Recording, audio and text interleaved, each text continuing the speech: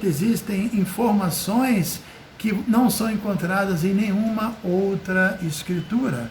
Ou seja, como eu costumo dizer, né, é a mensagem suprema da autorrealização, do autoconhecimento, e é considerado de fato como o tratado universal mais importante sobre o comportamento humano ideal. Porque a ideia é que nós, enquanto seres humanos, temos que recuperar nosso status divino. Porque, de fato, né, enquanto seres espirituais, nós somos divinos, nós não somos matéria, nós não temos nenhuma influência externa, mas agora, de alguma forma, estamos sob a influência material, e a Bhagavad Gita busca emancipar a alma corporificada, fazer com que ela consiga realmente transcender mesmo essa sua condição material, né? Então é muito importante, é um livro que, como eu disse, apresenta, assim, é um tratado universal, é um manual que nos ensina como nos comportar nesse mundo, propõe um comportamento ideal, é a suprema mensagem. E é interessante porque, apesar de ser uma literatura milenar, a Bhagavad Gita foi registrada há 5.000 anos, né?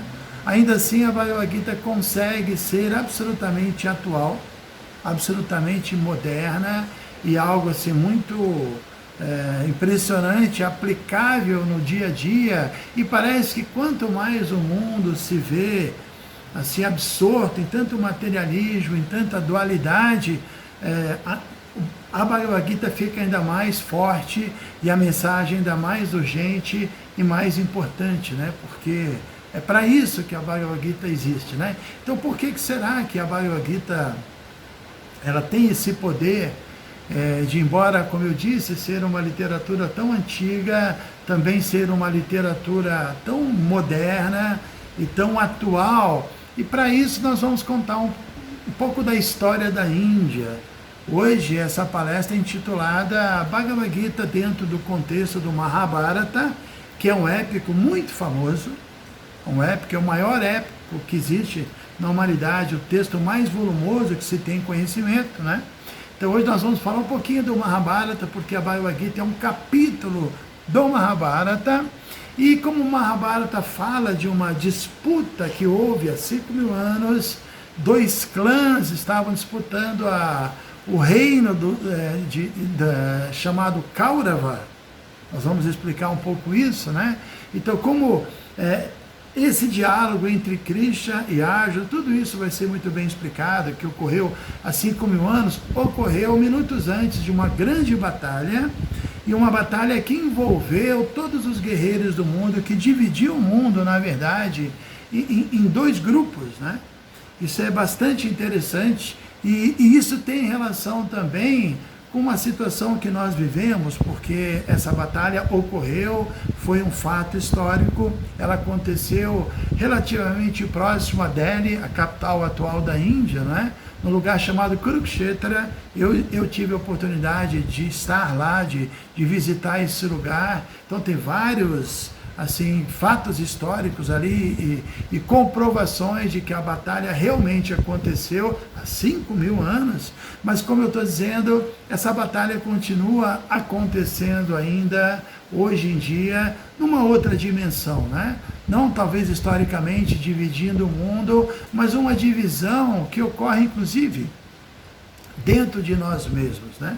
Dentro de nós mesmos está acontecendo essa batalha. Então, nós vamos falar sobre isso, mas vale lembrar que também os Vedas explicam que existem ciclos, eras cósmicas.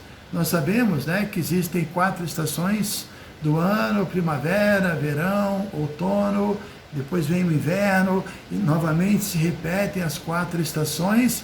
Da mesma forma, existem estações cósmicas, são eras: Satya Yuga, Treta Yuga, Dwapara Yuga e finalmente Kali Yuga, que é a era que nós estamos vivendo. Então a Bhagavad Gita foi falada no final da 3ª era. Como eu disse, estamos na 4ª era, a era de Kali. A Bhagavad Gita foi falada no finalzinho da era de Dwapara, quando Krishna estava presente na Terra, toda a Bhagavad Gita deixa bem clara a posição transcendental e divina de Krishna. Ele é essa divindade, esse avatara, mas também foi uma personalidade histórica. Viveu na Terra há 5.000 anos e permaneceu na Terra por 125 anos, executando atividades absolutamente sobre-humanas. E uma delas foi esse diálogo que ele travou com um dos guerreiros, o principal guerreiro de um dos dois grupos, né? Então, voltando à questão das 4 estações, das 4 eras cósmicas, as eras vão se transformando, as influências vão sendo gradualmente modificadas, e tudo isso tem a ver com um tema muito recorrente na Bhagavad Gita, um tema que durante o ano, durante os nossos estudos, nós vamos nos debruçar muitas vezes, que são os 3 modos da natureza material, né?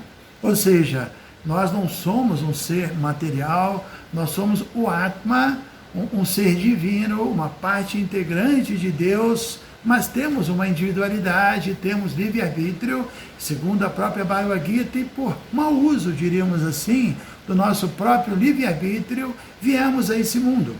E uma vez nesse mundo, aceitamos um corpo, outro corpo, sucessivos corpos, e a natureza material influencia esse Atma, essa alma que essencialmente é pura, mas agora ela está sob a influência da matéria. E essa influência material de Maya, essa energia material, ela acontece de 3 diferentes modos. O modo da bondade, que é o modo mais refinado, mais elevado de todos, o modo da paixão, que é o modo intermediário, e finalmente o modo da ignorância, que é a obscuridade. São características muito distintas, né? A obscuridade dá para imaginar, que faz com que a pessoa se torne uma pessoa totalmente iludida, uma pessoa confusa, uma pessoa sem meta na vida, uma pessoa inclusive indolente, adicta a atividades impiedosas, atividades insensatas e sem praticamente virtudes, né? Quanto mais a obscuridade, esse modo da obscuridade ou ignorância, tamas, influencia uma alma corporificada, mas ela vai manifestar letargia, um caráter muito duvidoso, não vai ser uma pessoa confiável, uma pessoa triste, uma pessoa embotada e adicta a comportamento completamente assim indesejável. Depois tem o modo da paixão, que é um pouquinho superior. O modo da paixão é muita atividade, mas ao mesmo tempo é muita ansiedade, são muitos desejos e basicamente muita dualidade, né? Amigos, inimigos, alegria, tristeza, fama e infâmia, porque é assim, uma pessoa que se regozija, que desfruta quando as coisas vão bem, essa mesma pessoa sofre muito e se deprime quando as coisas vão mal, né? Não tem como. Se você está buscando uma posição material ideal e se apega a isso, quando você perde, naturalmente você vai sentir a gangorra e ir para o outro lado. Então essa dualidade é a característica principal do modo da paixão. E finalmente o principal modo é o modo da bondade. Pessoas no modo da bondade são mais inteligentes, têm uma percepção mais aguda, uma consciência um pouco mais expandida, são pessoas que podem ter mais facilidade com a vida espiritual, mas também muitas vezes, mesmo uma pessoa no modo da bondade não tem essa inclinação, porque existem evidentemente muitos fatores, e esses 3 modos da natureza, eles também não estão totalmente divididos, eles se misturam. Às vezes um impera, depois outro, e vem um que influencia mais, em uma fase da vida outro influencia mais. Tudo vai depender da nossa associação, do trabalho que executamos, do ambiente no qual nós vivemos, mas eu estou explicando esses 3 modos da natureza, porque eles têm relação com as 4 eras que eu mencionei, Satya, Treta, Dwapara e Kali. Então vamos lá. Na Satya, que é a primeira era, a palavra Satya é veracidade, é uma era que a bondade imperava na Terra. e as pessoas tinham uma natureza divina, uma natureza piedosa. É dito que só existia essa natureza divina e piedosa, a influência impiedosa, que é fruto da ignorância e da paixão, de tamas e de rajas, não estava atuando sobre a terra. E por isso, os seres que eram divinos, eram virtuosos, tinham uma mente tranquila, o próprio ambiente na terra era muito diferente, assim, a qualidade de vida era outro nível. Era um outro nível, então as pessoas tinham muita facilidade em buscar autorrealização, em se purificarem, em meditar, mente tranquila, pacífica, né? Tem alguém ligando sem parar aqui. Então, isso era na primeira era, na era de Satya. Na segunda era, o que aconteceu? Rajas, o modo da paixão, começou a entrar na era, e o resultado disso é que as pessoas foram perdendo um pouquinho da sua natureza divina e um pouco de impiedade. Houve essa mistura, né? Mas ainda existia muita bondade e ainda a situação era até certo ponto interessante. Então, se na primeira era o divino e o piedoso e o impiedoso viviam em planetas diferentes, na segunda era passaram a viver no mesmo planeta. Então nós encontrávamos pessoas piedosas e pessoas impiedosas, pessoas divinas e pessoas até um pouco demoníacas. E depois, na terceira era, na era de Dwapara, que foi quando a Bhagavad Gita foi falada, no finalzinho da era de Dwapara, houve uma influência maior de paixão e também o modo da ignorância começou a se infiltrar. Então, os seres divinos e demoníacos, ou piedosos e impiedosos, passaram a viver não apenas no mesmo planeta, mas inclusive na mesma família, que foi exatamente o cenário no qual a Bhagavad Gita foi falada. A Bhagavad Gita foi falada num campo de batalha entre primos, né? São os filhos de Pandu e os filhos de Dhritarashtra. E Dhritarashtra e Pandu são irmãos. Eu vou explicar um pouquinho dessa história. Mas até então, o que eu queria dizer é que justamente o que aconteceu no final da era anterior, há cerca de 5.000 anos, no finalzinho da terceira era, a era de Dwapara, foi que a influência dos modos da natureza inferiores, ignorância e paixão se acentuaram e começaram a influenciar inclusive as famílias. E aí houve essa batalha fratricida, né? Fraternal, entre irmãos, entre primos. E na atual era que nós estamos vivendo, imagine onde encontramos a natureza piedosa e impiedosa, no mesmo corpo, na mesma pessoa, né? Então está dentro de nós agora, cada vez mais essa natureza está entrando dentro das pessoas. Como eu disse, na primeira era, planetas diferentes. Na segunda era, no mesmo planeta, mas em famílias diferentes. Na terceira era, na mesma família, e na atual era, na era de Kali, no mesmo corpo. Então, a batalha está acontecendo dentro de nós mesmos e todo mundo sabe disso. Todo mundo sente isso, né? Temos a possibilidade de sermos pessoas piedosas ou pessoas impiedosas, pessoas justas ou pessoas injustas, pessoas boas ou pessoas más. Tudo isso é possível. Procurar fazer o bem ou não, nós temos essa liberdade, diríamos assim, de escolha. Ou vamos tentando nos esforçar para cultivar o modo da bondade, as virtudes, ou nos entregamos à influência externa e quando vamos ver, estamos numa condição de injustiça até conosco mesmo, uma condição de não ética, uma condição ímpia. Tudo isso pode acontecer e vai depender do nosso esforço, e não só do nosso esforço, mas de outros fatores que são muito bem apresentados aqui na Bhagavad Gita. Então esse é um ponto importante, a gente falar que essa batalha que aconteceu há 5.000 anos, ela foi um fato histórico. Ela aconteceu e a história por trás disso, como eu já mencionei, foi a disputa do trono do reino chamado Kaurava. Então, para contar um pouquinho da história, a história é muito interessante, que é descrita no Mahabharata, e tem várias Tem muitas formas de começar, porque ela é cheia de detalhes, mas eu vou começar por um personagem que é muito importante em toda a literatura védica, que se chama Vyasadeva. Vyasadeva era um grande sábio. É dito que ele também não era uma alma comum, ele também desceu a esse mundo para cumprir um determinado propósito. Ele foi considerado também um avatar literário, porque todo o conhecimento védico, ele é atemporal, ele existe sempre, ele é eterno. Mas na atual era, houve a necessidade dele ser registrado. Em outras eras, não. Eu mencionei, né, que em outras eras as pessoas tinham outro nível de consciência, então as pessoas que buscavam a espiritualidade tinham a capacidade de armazenar o conhecimento e existia uma transmissão de conhecimento na forma oral, de mestre para discípulo. Mas com o passar do tempo, né, seria um risco tentar manter isso. Hoje em dia sabemos que isso não seria possível. Então, no final da era de Dwapara, esse grande sábio, Vyasadeva, ele compilou, ele foi um grande editor.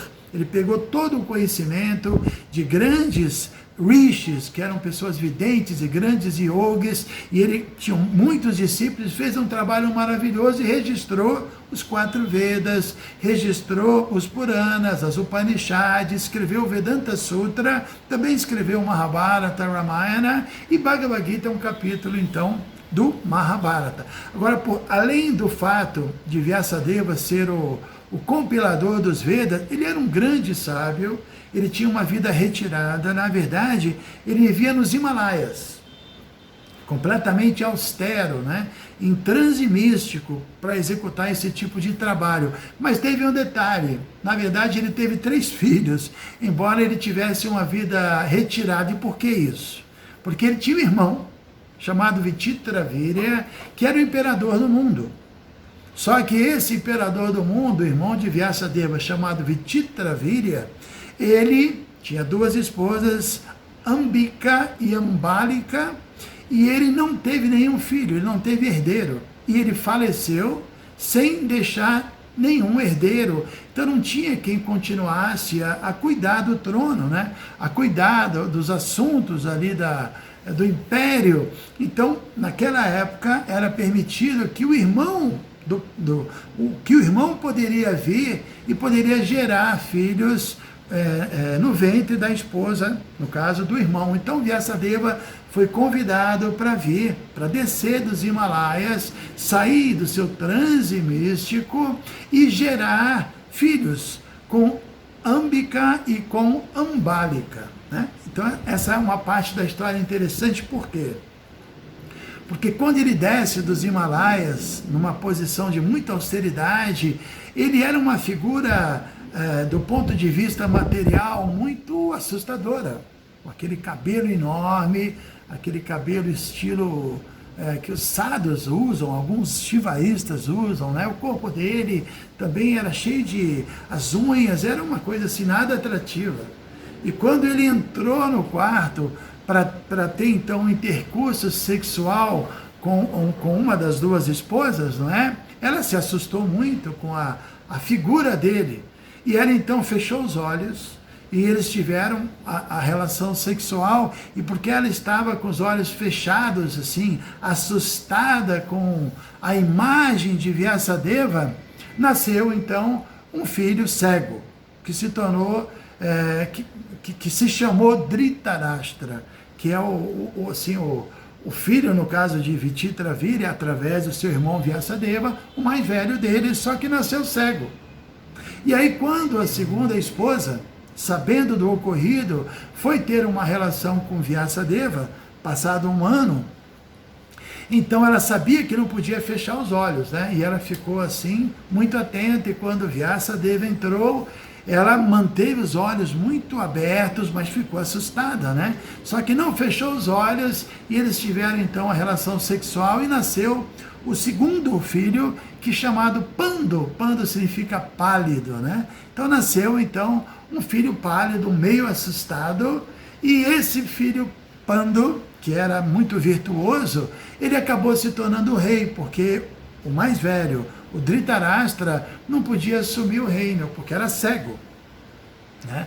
Então vamos lá, Dhritarashtra, o mais velho, filho de Vyasadeva, com Ambika, por nascer cego, não pôde ser rei. Isso já criou um problema para ele, né? Depois o filho de Ambalika, que é chamado Pandu, mais novo, se tornou rei. E Dhritarashtra tinha uma esposa chamada Gandhari, que era uma grande personalidade, uma asceta, teve vários filhos com essa sua esposa, e o mais velho se chamou Duryodhana, que era um guerreiro poderoso, mas um guerreiro que tinha uma mentalidade muito demoníaca, porque, bom, a história eu vou contar, essa parte vou deixar para contar um pouco mais à frente. De qualquer maneira, então Dhritarashtra, o rei cego, teve muitos filhos, o mais velho, Duryodhana, e ele se tornou rei. E esse filho dele era o príncipe regente, né? Não, eu não falei que ele se tornou rei ainda vou contar essa parte. Então vamos lá. Ele teve esse filho Duryodhana e Pandu tinha duas esposas, Kunti e Madri. Duas esposas também muito qualificadas, e ele era o rei, só que ele recebeu uma maldição, teve uma parte da história que ele acabou cometendo um grande erro, mas tudo isso, assim, existiam arranjos da providência por trás, né? A gente chama isso de lila, são passatempos, são histórias que já existe todo ali um roteiro transcendental por trás para cumprir certos propósitos, né? Então esse grande rei Pandu, ele foi amaldiçoado, e a maldição é que ele não poderia ter nenhum tipo de relação sexual, porque no momento que ele tivesse uma relação sexual, ele morreria. Então, sabendo disso, ele ficou desgostoso, também partiu para a floresta com as suas duas esposas, e a situação estava muito tensa, porque não existia praticamente nenhum rei, né? E ele não podia ter herdeiros, não podia ter filhos, então a situação estava assim, insustentável. E aconteceu que uma das suas esposas, Kunti, muito famosa, uma figura muito impressionante e muito sábia e muito iluminada, ela contou num determinado momento para ele um segredo. O segredo é que quando ela era pequena, o seu pai, né, recebia muitos grandes sábios e grandes yogis, e recebeu a visita de Durvasa Muni, outro personagem importante dos Puranas, assim, um vidente muito poderoso. E ela, então, ajudou o pai a servir, a criar todas as condições para que esse grande sábio e seus discípulos ficassem tranquilos e fossem felizes ali durante a estadia no palácio do seu pai, né? E esse Durvasa Muni, como eu disse, era vidente e pôde entender toda a história que iria acontecer, toda a dificuldade que ela iria se casar com Pandu, Pandu teria essa maldição. Então ele deu uma bênção para ela, secreta, ele deu um mantra secreto para ela, e com esse mantra, ela poderia chamar qualquer semideus. E aí o semideus viria e ela podia então conceber um filho junto com esses semideuses, né? Com esse semideus que ela chamasse. Então ela contou isso, num determinado momento, para o rei Pandu. Aí Pandu falou, bom, então agora temos uma situação que as coisas vão ser resolvidas, né? Se eu não posso ter uma relação com você, mas você tem essa bênção, é uma bênção, tudo isso existe um arranjo por trás, então por favor, chame Dharmaraja. Dharmaraja é o Deus do Dharma, o Deus da justiça, o Deus da religião no bom sentido da palavra, né, dos princípios verdadeiros e eternos espirituais. Então ela fez isso, ela entoou o mantra, Dharmaraja veio, e ela então teve uma relação com Dharmaraja e nasceu Yudhishthira, uma grande personalidade. Yudhishthira, quando nasceu, uma voz divina disse que essa criança vai ser um rei muito poderoso, muito virtuoso. Ele é, na verdade, um renunciado dentro de um corpo de guerreiro, uma personalidade completamente virtuosa, e chuvas de flores caíram do céu. Então, era também um semideus, né? Porque, na verdade, Yudhishthira é filho de uma humana com um ser divino, então um semideus, Yudhishthira. Aí Pando pediu, depois de um tempo, passado um tempo, para ela chamar também um outro deus. Ele queria ter um filho muito forte, muito poderoso, e pediu para ela chamar então Vaio. Vaio é o deus do vento. Nada é mais poderoso do que o vento, né? Então ela entoou o mantra, o deus Vaio veio e ela teve então um segundo filho com esse segundo semideus, e veio a se chamar Bhima. E quando ele nasceu também, chuvas de flores, uma voz divina disse que essa criança vai ser a criança, ou melhor, o homem mais poderoso e mais forte do mundo, vai se chamar Bhima e vai trazer muita alegria para toda a dinastia, né? Então ela conseguiu esse segundo filho, e mais uma vez Pando pediu para ela chamar o terceiro deus, e chamar Indra, o deus do céu, deus da chuva. E aí sim, ela pela terceira vez chamou, então, Indra, e teve um filho chamado Arjuna, que é exatamente o interlocutor com Krishna na Bhagavad Gita, um guerreiro, o maior de todos os arqueiros que o mundo conheceu, e a mesma coisa aconteceu. Ele nasceu, uma voz divina, flores, dizendo que essa criança é a criança mais gloriosa, o maior guerreiro, o maior de todos os devotos também, uma personalidade maravilhosa. E assim ela teve esses 3 filhos, e posteriormente Madri teve 2 filhos também, né? Foi 2 filhos chamados Nakula e Sahadeva, que alguns dizem que foi quando Pando, porque em algum momento Pando não se controlou e teve uma relação mesmo com Madri, e aí ele teve que falecer devido à maldição. Então alguns dizem que Nakula e Sahadeva nasceram dessa relação, e outros dizem que Nakula e Sahadeva vieram de outros deuses que ela emprestou, Kunti emprestou para ela um mantra, e ela também pôde chamar os Ashwini Kumaris, que são como médicos, né? Dos planetas celestiais, e ela então teve Nakula e Sahadeva. Ou seja, Yudhishthira, o mais velho, depois Bhima, depois Arjuna, Nakula e Sahadeva. Esses 5 ficaram conhecidos como os Pandavas. Os Pandavas, né? Mas como eu disse, Pando morreu e ficou sem reino, e tinha um grande problema, que todos os filhos de Pando, porque ninguém sabia da história, ninguém sabia que não eram de fato filhos consanguíneos de Pando, eles eram crianças, então eles não podiam assumir, porque eles tinham direito à herança do trono, mas eles eram crianças. Então o irmão mais velho, Dhritarashtra, que a princípio não pôde ser rei, teve que assumir, mesmo sendo cego, e ao mesmo tempo os filhos de Pando e as rainhas, né, as esposas de Pando, foram morar no palácio juntamente com Dhritarashtra e juntamente com os filhos de Dhritarashtra. Na verdade, Madri não. Madri, ela também morreu juntamente com Pando, ela se jogou na pira funerária, ela abandonou o corpo juntamente com Pando, né? Então, de fato, por causa disso, dá para deduzir que os filhos dela foram filhos dos semideuses, né?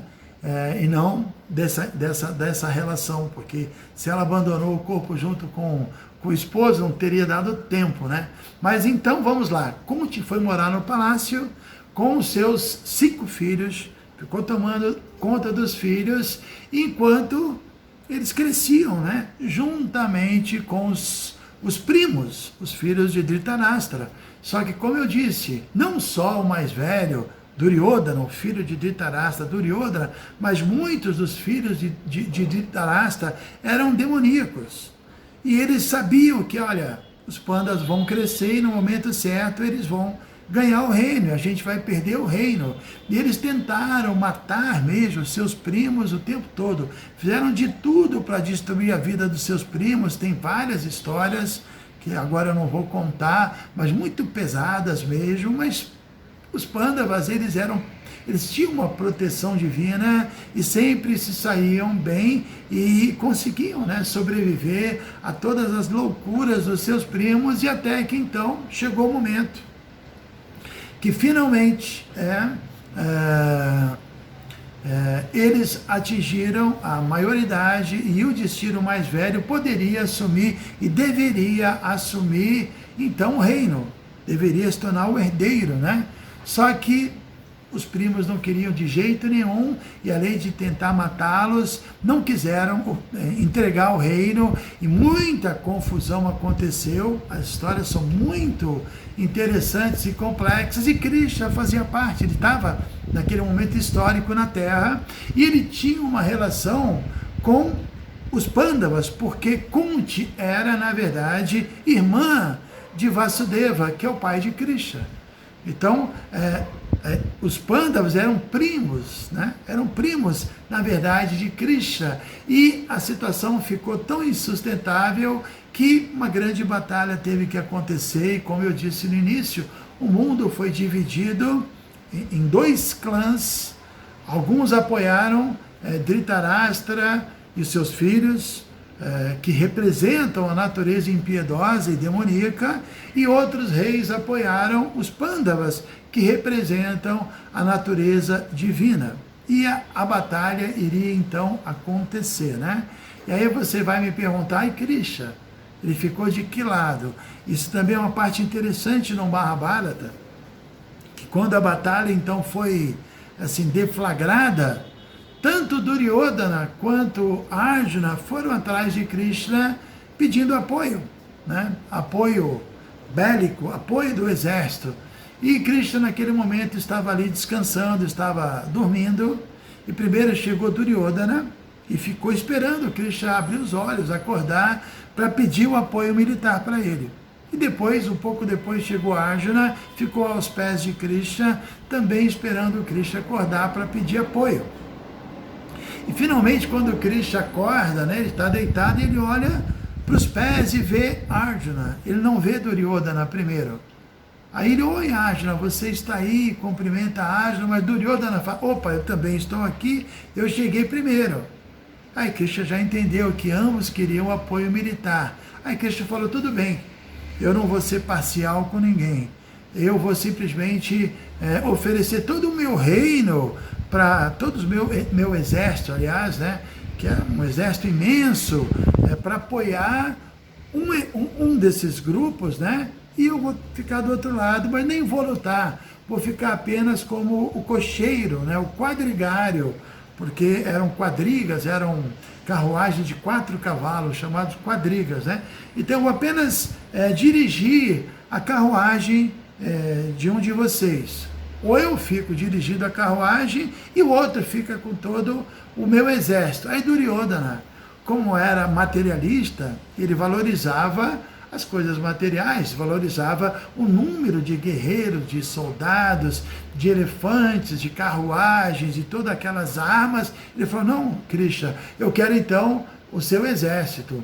E Arjuna, como era um devoto, uma alma pura, e tinha uma outra visão, falou, não, Krishna, eu quero você do meu lado, pode deixar o exército para Duryodhana, né? Então, nesse momento, na verdade, já se definiu que a presença de Krishna ao lado de Arjuna, com certeza, garantia que ele teria sucesso, né, nessa batalha, até porque, como eu disse, eles eram piedosos.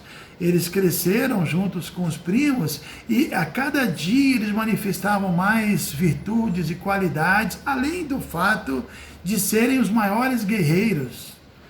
Muito interessante, tem vários filmes e o Mahabharata é cheio de histórias, cheio de competições que aconteceram entre os primos e eles sempre ganhavam, porque eles eram os melhores em tudo. Isso só aumentava a inveja, só aumentava a animosidade dos filhos de Dhritarashtra, até que chegou o ponto que a batalha de fato aconteceu. Como eu disse, é uma batalha histórica, que realmente aconteceu, mas representa também uma batalha que a gente trava dentro de nós mesmos, entre fazemos o que é justo ou não, vamos ser uma pessoa piedosa, vamos servir, vamos querer explorar, vamos ser impiedosos, vamos fazer o bem, vamos fazer o mal, vamos agir com ética, vamos agir sem ética. Tudo isso está ligado às nossas escolhas, né?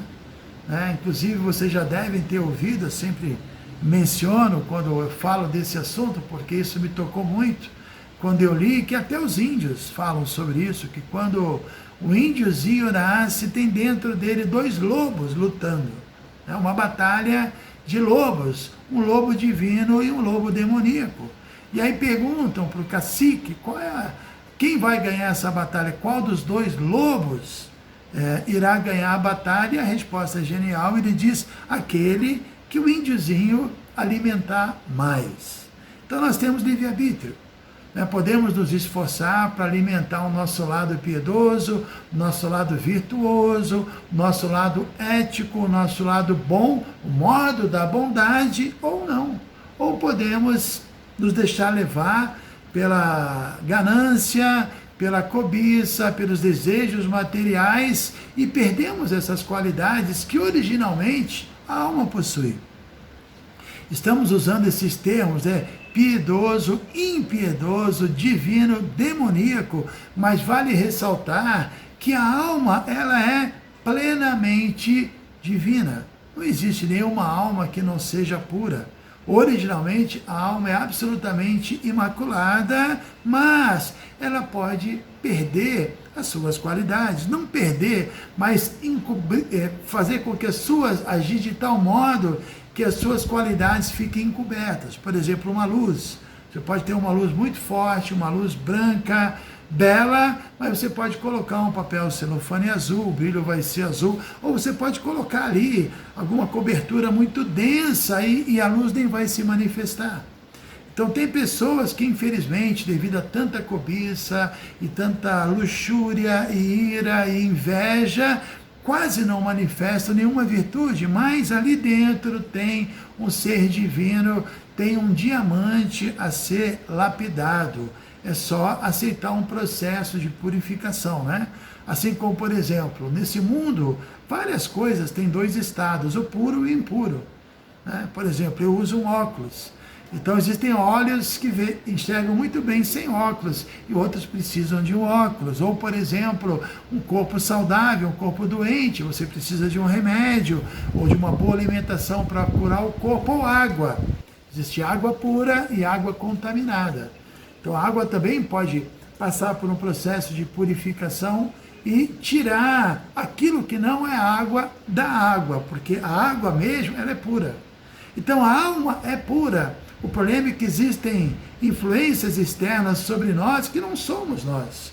E que infelizmente agora estamos identificados, né, com esse personagem, com várias roupagens e denominações, e vivemos em função de uma mente que infelizmente está sem controle, e essa influência material, como eu disse, que se manifesta como ignorância, paixão e bondade, é muito forte, é muito difícil superar. Se nós nos associamos com pessoas que já estão sob a influência inferior da natureza, nós receberemos essa influência também de forma semelhante. Se nos associamos com pessoas de natureza divina, também podemos nos aproximar dessa natureza. Então, é uma batalha, o tempo todo é uma grande guerra.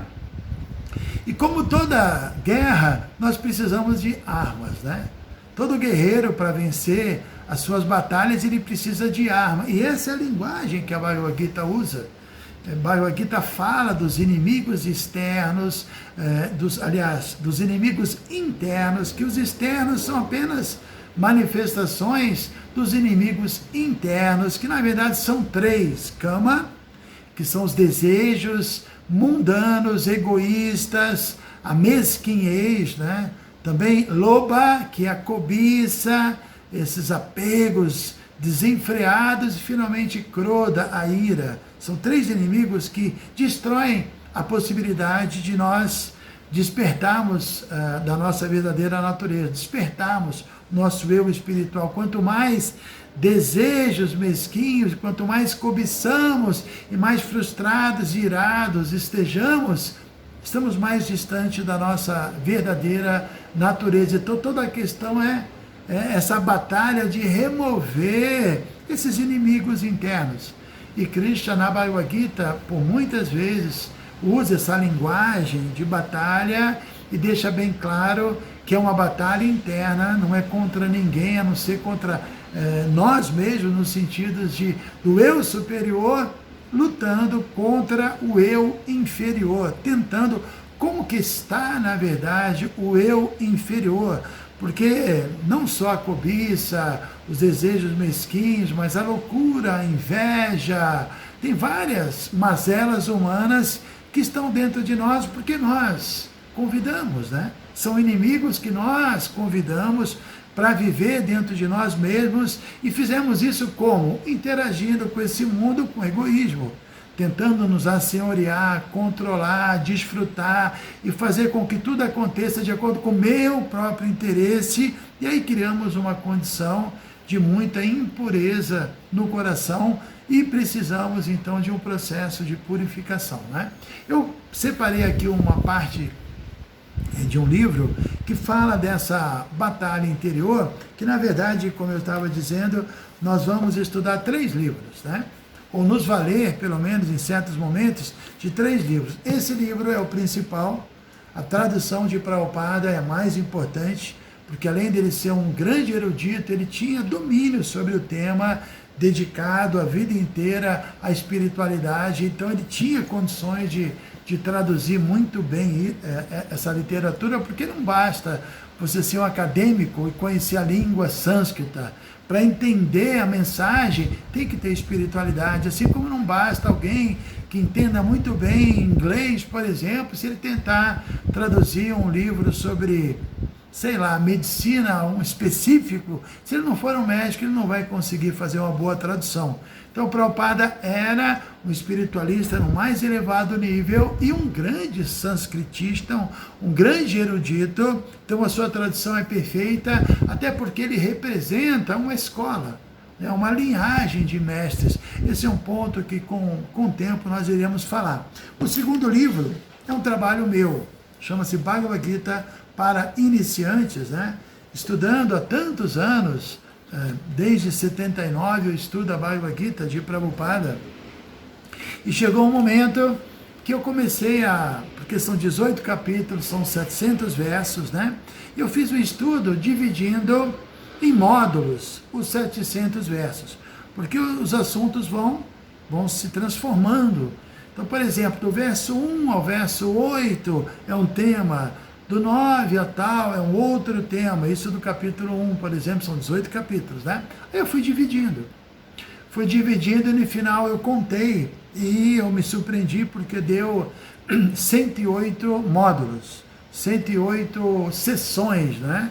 E 108 é um número muito místico, quem entende de numerologia pode falar muito melhor do que eu, mas a Japamala tem 108, o Upanishads são 108, é dito que é o número mais assim espiritual possível. Então eu fiquei inspirado com isso e eu escrevi as 108 pérolas de sabedoria. Então tem aqui as pérolas que são versos corridos, e aí eu dou uma explicação e eu tento dar uma explicação simples, né? Para que uma pessoa leiga consiga entender, para que qualquer um consiga entender. Por isso eu evito sânscrito, evito sair do tema, me foco no assunto, e eu tenho um feedback muito bom desse livro, já está na 8ª edição, então nós vamos nos valer também de alguns textos, né, desse livro. E o terceiro livro é esse livro aqui, chamado Guia Completo da Bhagavad Gita, é um livro que tem mais ou menos uns 5 anos, lançado por Hridayananda Das Goswami, que é, por sinal, meu mestre espiritual, discípulo direto de Prabhupada, também um PhD em sânscrito, um erudito, uma pessoa que conhece muito, que tem uma experiência espiritual fabulosa, e ele então fez uma tradução, na verdade, da Bhagavad Gita literal, uma tradução mais acadêmica. Isso para satisfazer o meio acadêmico. Só que além dele fazer essa tradução, ele fez um estudo. E ele pega os pontos mais importantes, os temas essenciais e básicos, e apresenta de uma forma muito interessante. Ele são atalhos, é o que eu chamo de atalhos filosóficos. A gente também vai estudar boa parte desse livro. Então hoje, eu separei aqui na introdução do Bhagavad Gita para iniciantes, que é o meu trabalho, né? Eu separei uma parte que eu falo dessa batalha interior. Eu quero ler para vocês e a gente comenta um pouquinho, tá? Para quem tem o livro, fica no prefácio isso. Então eu digo o seguinte: como ficará mais claro A Gita é parte do Mahabharata, épico que narra a batalha de Kurukshetra. Kurukshetra é o local onde ocorreu essa batalha, que aconteceu entre os Kauravas, os Kurus, filhos de Dhritarashtra, representantes do egoísmo, da inveja, do desejo de vingança e da busca desenfreada do poder, e os Pandavas, os filhos de Panda, os 5 Pandavas, modelo de virtude e elevação espiritual. Batalha esta que formou a antiga Índia. Embora a batalha seja um fato historicamente comprovado, os conselhos que Krishna dá a Arjuna revelam uma dimensão simbólica tão impressionante que não há como evitar trazê-los para o cotidiano do homem e da mulher contemporâneos. Isso nós vamos ver, né? À medida que a gente vai estudando o texto, vocês vão chegar a essa conclusão que é algo absolutamente atual e tem tudo a ver com a nossa vida prática. Em outras palavras, as orientações de Krishna são especialmente destinadas a nos ajudar a vencer nossas batalhas internas e a nos tornar pessoas melhores a cada dia. Sendo atemporal, o texto da Gita é adequado para todas as circunstâncias, todas as pessoas, credos, nações, gêneros, posições sociais, etc., o que faz dela uma das obras espirituais mais populares do mundo. Então, aqui essa frase começa dizendo, sendo atemporal, né? Como eu disse, ele foi registrado há 5.000 anos. E como ele é atemporal? No 4º capítulo, no iniciozinho do 4º capítulo, quando Krishna vai falar para Arjuna da importância de Jnana, do conhecimento transcendental, ele diz, Arjuna, no início da criação, eu já revelei essa ciência do yoga, porque ele apresenta a Bhagavad Gita como a ciência do yoga, yoga no sentido de reconexão espiritual, né? Religare, né? Então eu já apresentei essa mesma ciência do yoga no início da criação, a Vivashwan, o Deus do Sol, e o Deus do Sol o transmitiu a Maharaj Ikshvaku, personagens antigos, né? Maharaj Ikshvaku para Manu, e assim o conhecimento foi descendo de mestre para discípulo, numa linhagem, numa corrente chamada Parampara, de sucessão discipular. Mas Krishna diz, Sakaleneha Mahata, mas devido ao Mahata, grande Kaleneha, o fator tempo, devido ao poder imenso que o tempo exerce, né? Esse conhecimento, Yoganashta Parantapa, Yoganashta, Nashta foi destruído, Yoga, essa ciência do Yoga. Ou seja, com o passar do tempo, essa sucessão discipular, ela foi, então, interrompida, e aí Krishna fala, e agora, mais uma vez, eu desci aqui à Terra para repetir esse mesmo ensinamento e escolher você, Arjuna. Você foi escolhido devido às suas qualidades, você é uma alma devotada, você é uma personalidade especial, é o meu amigo, e eu confio em você, então você vai receber esse conhecimento. E foi quando, então, Krishna transmitiu para Arjuna, isso foi registrado por Vyasadeva, na forma de Bhagavad Gita, escrito originalmente, como sabemos, em sânscrito. Então é atemporal, não é um conhecimento de 5.000 anos, registrado há 5.000 anos. E também podemos perguntar, e entender um ponto muito interessante. O sânscrito é considerado a língua-mãe, é a primeira língua. E é muito impressionante porque existem vários termos em sânscrito que você não encontra uma tradução para nenhuma língua moderna. Palavras como Dharma, como Purusha, Prakriti. Mesmo a palavra Yoga, nós precisamos discutir muito. A palavra Dharma, então, né, não tem nenhum equivalente. Então já mostra que as primeiras escritas que foram, como eu estou dizendo, em sânscrito, mostram que o nível de consciência da população daquela época era muito superior. Era muito superior, e com o tempo a era de Kali foi exercendo sua influência, e hoje em dia as línguas estão muito pobres, e a gente vê baseado nas culturas, né, das músicas, nas histórias, nos filmes, que são assuntos absolutamente mundanos. E essa é a era que nós vivemos, essa influência da era de Kali, o modo da ignorância é muito forte, a atmosfera, muita paixão, muita luxúria, muita cobiça, muita competição, e as pessoas não são muito qualificadas, e existe a necessidade de se documentar, porque temos que ler várias vezes, né? Estudar com profundidade para ver se realmente a gente entende. Quero continuar aqui a leitura. Na verdade, Kauravas e Pandavas representam duas forças que se enfrentam constantemente em nosso íntimo. Então, os filhos de Dhritarashtra são os Kauravas e os filhos de Pandu são os Pandavas, provocando como resultado o nosso atual estado de consciência. Então, dentro de nós, essas duas forças estão lutando e cada um tem um estado de consciência, podemos dizer, assim uma porcentagem de um, uma porcentagem de outro. Muito difícil você dizer que alguém é 100% divino nesse mundo, né? E também 100% impiedoso, existe uma mescla. Ou seja, quando a influência dos Kauravas prevalece em nós, somos arrastados pelo medo, insegurança, paixões desenfreadas, ódios irracionais. Nesse momento estamos regredindo e alimentando nosso ego falso. É preciso que a voz de Krishna, que deve ser entendida como a voz da consciência suprema, venha em nosso socorro e ressoe em nosso interior. Feito isso, somos empoderados espiritualmente e desenvolvemos uma atitude enérgica contra nossas tendências kauravas, ímpias.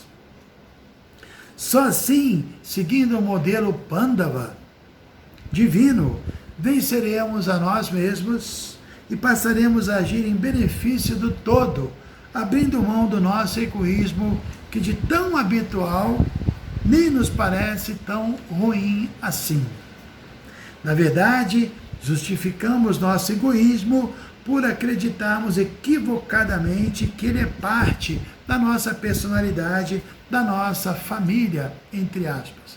Por que nós estamos falando sobre isso, né? Porque eu mencionei que a Bhagavad Gita é o diálogo entre Krishna e Arjuna antes de uma batalha.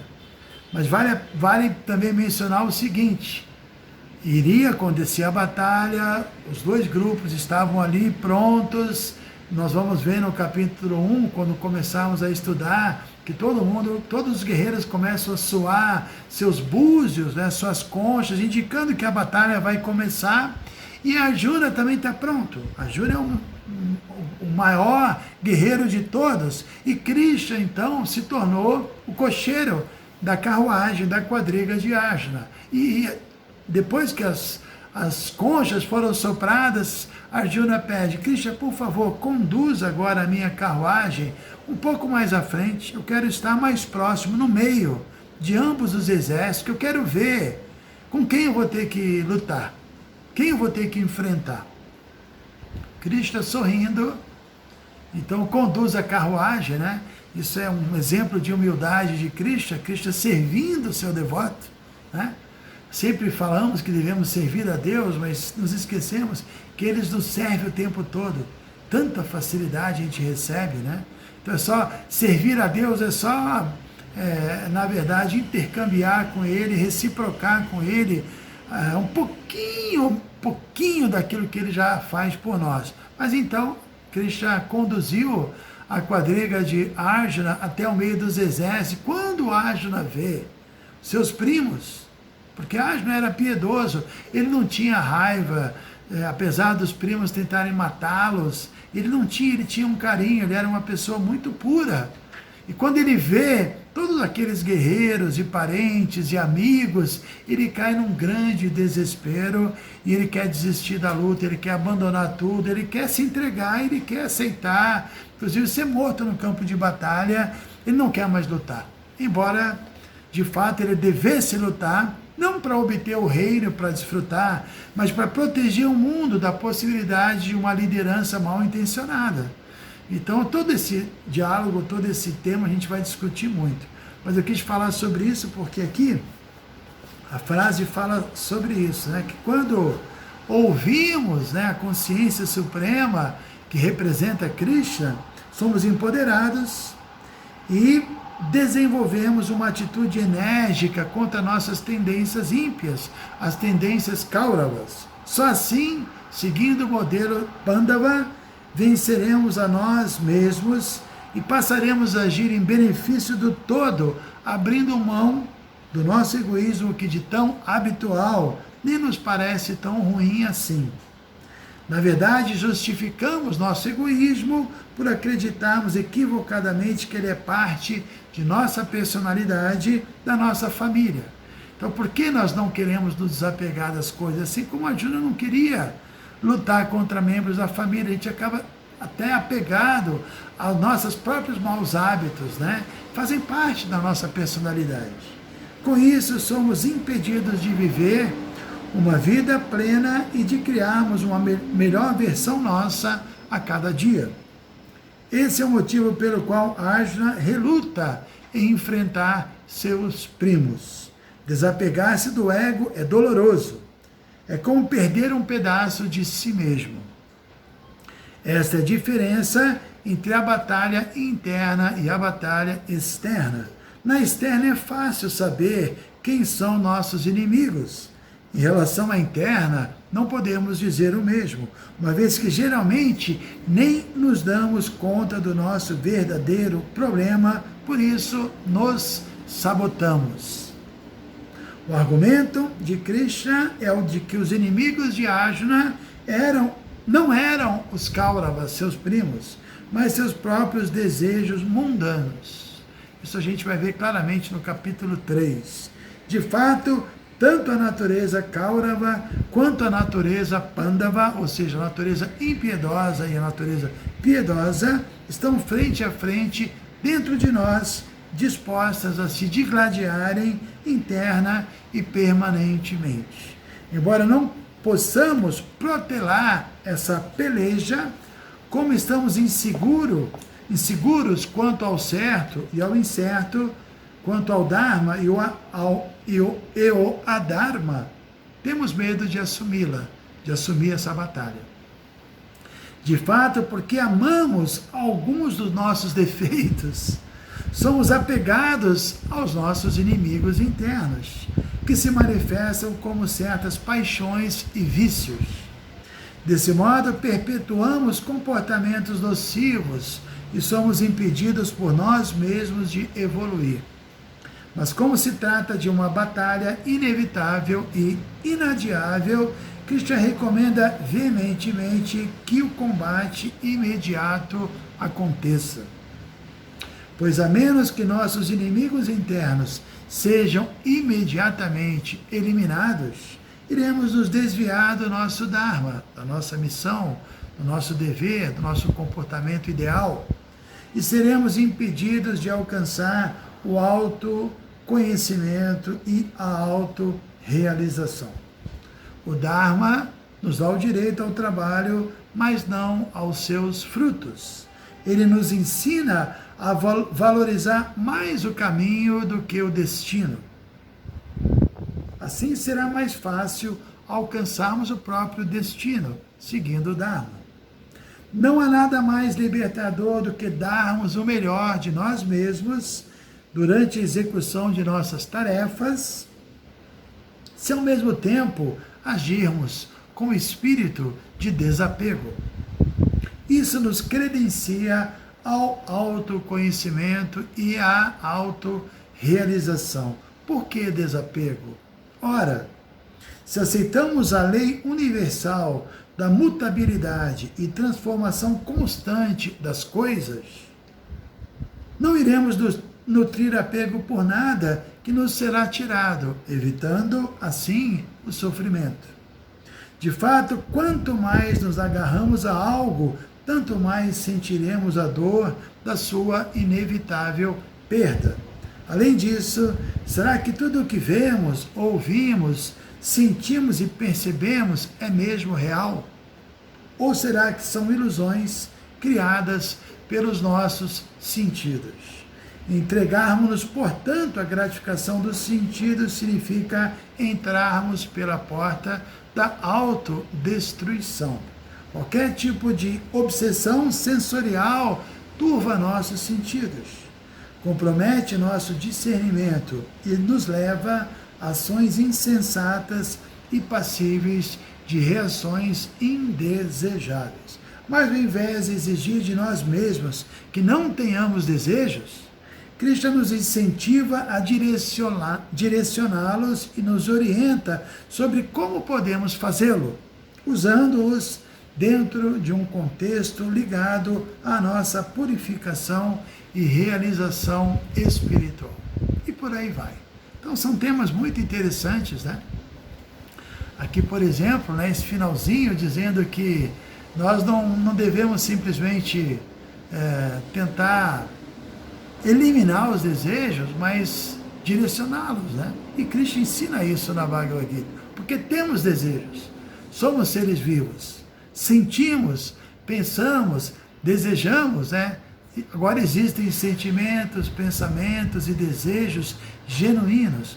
O problema é que nesse mundo não aprendemos a trabalhar, então temos que reprogramar a nossa mente. A espiritualidade é muito racional, tem que ser algo muito racional, uma ciência muito prática, muito dinâmica, que passa por essa questão de reprogramar a nossa condição emocional, a nossa mente, que tem essas funções de sentir, pensar e desejar. Então, Bhagavad Gita nos dá essas armas muito poderosas. Krishna, se você vê aqui deixa eu ver se temos aqui bom, talvez dê para ver aqui é Krishna e Arjuna na carruagem, tá? Aqui tem um close dele tocando a concha, Krishna tocando a concha e Arjuna atrás, eles estão na carruagem também. Então existe também uma analogia que a gente sempre lembra, que é muito interessante, que para quem não conhece é importante conhecer, que ela é muito boa, que para mim dá uma ideia muito clara do que é yoga, do que é meditação, do que é espiritualidade, realmente de forma objetiva. A analogia é a seguinte: o nosso corpo material é comparado a uma carruagem, né? E os cavalos são nossos sentidos, que estão sempre errantes, sempre buscando objetos, são muito fortes. A mente está ligada aos sentidos e as rédeas. A mente são as rédeas dessa carruagem, e a inteligência, que é uma outra ferramenta que tem que controlar isso tudo e discernir esse poder de fazer escolhas e discernir e controlar a mente. Então a inteligência é o cocheiro dessa carruagem e a alma é Arjuna, é simplesmente o passageiro. Então Krishna tem que ser o cocheiro da carruagem do nosso corpo, a inteligência suprema, a consciência suprema. E isso é a revelação da Bhagavad Gita. A Bhagavad Gita é essa inteligência suprema, é Krishna revelando e nos outorgando a possibilidade de termos esse discernimento supremo e verdadeiro, né?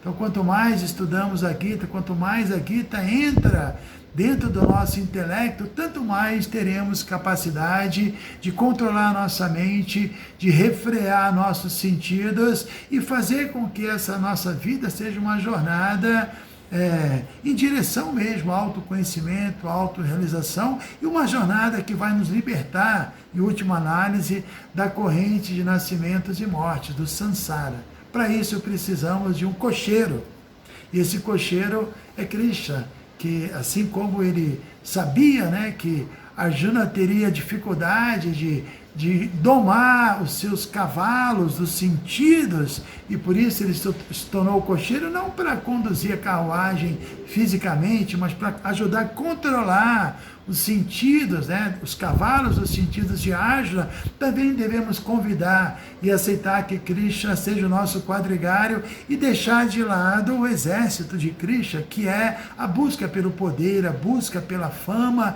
e pelas coisas materiais, começando já fazendo a escolha certa, tá?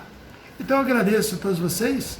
Eu acho que por hoje deu para a gente falar um pouquinho, são 5 palestras seguidas, né? Cada uma tem um tema mais interessante do que outra. Hoje a gente achou por bem apresentar um pouquinho essa história do Mahabharata, a batalha histórica, trazer para a nossa realidade, entender que existe essa batalha dentro de nós e que Bhagavad Gita é realmente um arsenal de armas que vai nos ajudar para que a gente possa gradualmente vencendo uma batalha e outra e no final consigamos vencer esses inimigos internos e quem sabe podemos nos tornar uma pessoa pura e uma pessoa naturalmente feliz, uma pessoa amorosa, uma pessoa compassiva, né? Desenvolver as qualidades divinas que elas já existem dentro de nós. Então, como é dito, assim como quando a maré sobe, todos os barcos sobem juntos, né? Se a nossa consciência se elevar, as nossas virtudes vão se manifestar. Uma pessoa que desperta espiritualmente se torna compassiva, amorosa, humilde, com muito discernimento. Todas as qualidades naturalmente acompanham esse despertar. Então o propósito do estudo da Bhagavad Gita é despertar. Infelizmente estamos ainda, mesmo que um pouco despertos, mas ainda parcialmente adormecidos e dependemos desse estudo para continuar o processo de despertar. Então, muito obrigado a todos. Amanhã continuamos, temos mais um encontro marcado. Agradeço a todos vocês que se inscreveram para essa semana e espero inspirá-los a manter, depois dessa semana, estudando conosco durante o ano. Temos um curso aí nos aguardando, estamos preparando com muito carinho, ok? Então, muito obrigado a todos e até amanhã.